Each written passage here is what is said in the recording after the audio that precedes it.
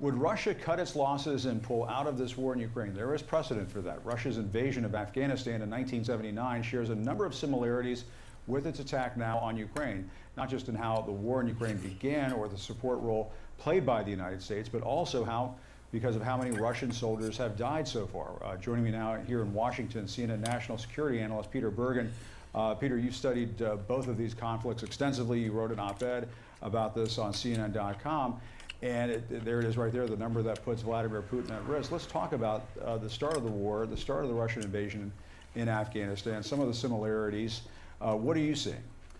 Well, I mean, I think the big similarity, for Vladimir Putin, the big similarity is that 15,000 Russian troops may have died, according to estimates from NATO officials to CNN.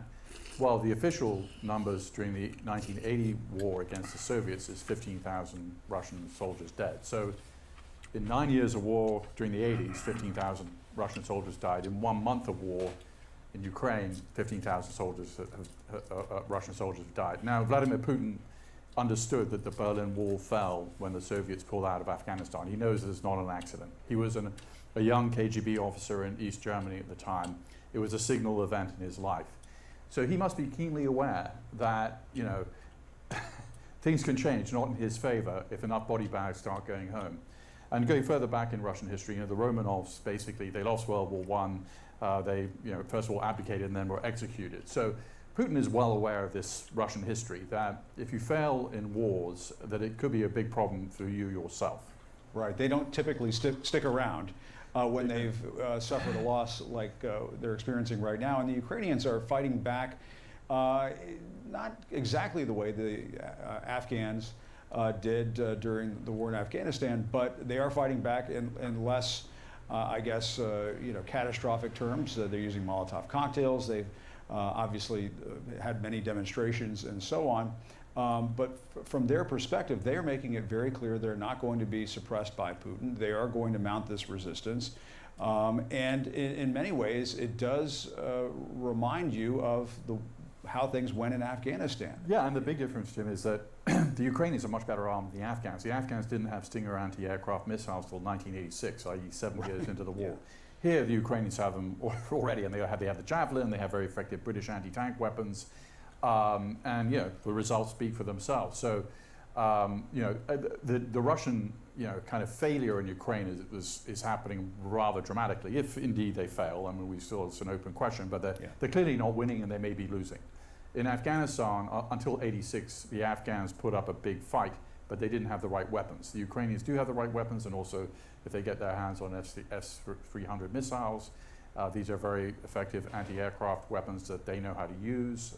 There's obviously pressure to get those weapons into the theater, and that will be even more of a game changer, because right now they can bring down ballistic missiles, and they can bring down high altitude aircraft with these S-300s, which the Stingers cannot. Right. And I guess you're right, there's a chance that Putin could feel so cornered in Ukraine that he could use weapons of mass destruction, even use his nuclear arsenal. God forbid that happens. But what does the Afghan experience tell us about whether or not Putin would go down that road in Ukraine? Well, certainly the Afghan experience showed, I mean, the Soviets were, you know, they killed 1 million Afghans. I mean, that's the minimal number, and as many as 2 million. They made 1/3 of the population homeless. So, you know, these kinds of Russian tactics, we saw it in Grozny, we saw it in Aleppo and Syria. Right. I mean, scorched earth tactics are not new. That's right.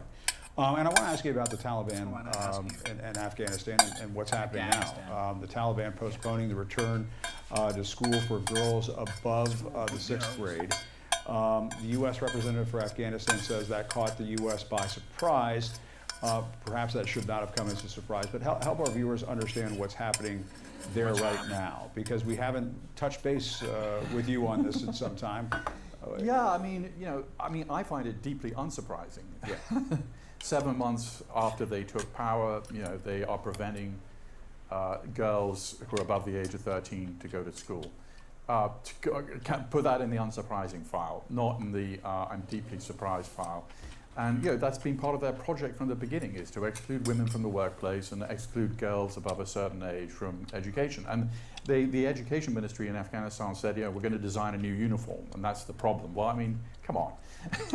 doesn't Right. take you 7 months to design a new uniform. So it's an excuse. Unfortunately, I don't think it's surprising, and it's of a piece with kind of their project right now, which is they didn't reform any. It's just window dressing when they've sort of said that we're different, and this clearly shows that they haven't changed.